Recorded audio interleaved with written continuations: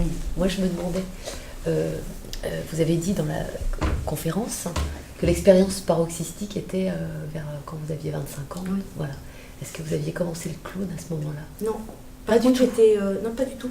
J'étais comédienne et metteur en scène. D'accord. Parce que du coup, moi, le lien que je faisais avec l'expérience paroxystique, Pas facile à dire. pas facile à dire et que je connais depuis peu, en fait, dans ce que j'ai entendu et tout ça, je ramène ça un peu au clown aussi. Le travail du clown amène un peu cet état-là. Et je me disais qu'on était peut-être du coup plus enclin à tomber là-dedans à un moment donné quand on fait du clown, que ça peut peut-être plus arriver, que je sais pas, qu'il y avait peut-être... Après j'entends bien le truc qui tombe sur la tête comme ça, on s'y attend pas. Mais voilà, dans ce que j'entends après de la droite à gauche sur ce sujet-là, finalement c'est un état de conscience un peu modifié. Et le travail clownesque, quand on est dans le lâcher-prise, il y a un moment, est-ce que ça peut amener cet état-là?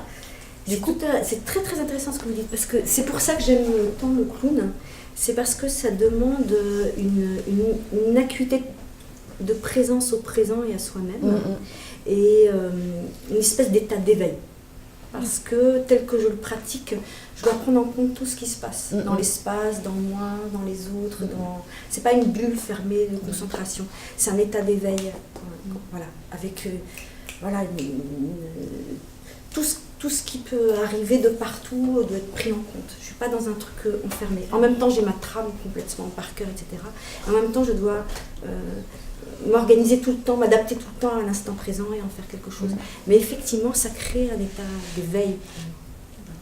Et en plus, avec cette technique corporelle où la lenteur exacerbe les perceptions, on est d'autant plus dans un état modifié de conscience, mais c'est vraiment, c'est en douceur, quoi. C'est pas le truc comme ça.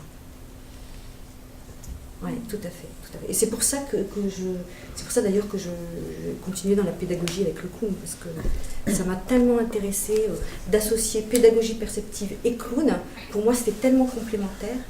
Et aussi, le clown amène tout l'aspect personnalité, sans jugement, sans morale, tout est pris, tout est bon, tout est humain, c'est hors jugement, hors morale, hors tout. Et ça permet d'unifier la personne entre cette présence qui est absolument parfaite et puis ces parts d'humanité bien incarnées. Il n'y a pas à faire de dichotomie, au contraire, c'est vraiment un travail d'amour pour soi, sans jugement, en intégrant tout de soi. Merci pour la question. Est-ce que le clown connaît la censure? Alors, le clown lui-même, dans le personnage qui devient, il peut tout vivre. Il peut être amoral, moral, connaître la censure, pas la connaître, etc. Par contre, dans le travail sur le clown, tout est possible. Il n'y a pas, on a le droit de vivre telle émotion et pas telle émotion, de se comporter comme ci, comme ça. Du moment qu'on respecte, on ne casse pas tout. Mais c'est vraiment de là que je parle. Je ne suis pas la seule. Donc c'est vraiment une unification de présence et personnalité, quoi. Tout intégrer, tout accepter, et, si possible, aimer, s'aimer dans toutes les parts de soi. Ça veut dire aimer l'humanité. Et pas essayer de chercher, d'être un pur esprit, une pure conscience. Enfin, c'est d'autres expériences, en tout cas, c'est pas celle que je recherche, puisque justement, je suis dans toute une approche par rapport au corps. C'est justement comment incarner dans son corps, vivre pleinement un état d'éveil, entre guillemets, qui n'est pas, qui n'est pas une perfection, qui est juste l'humanité, quoi.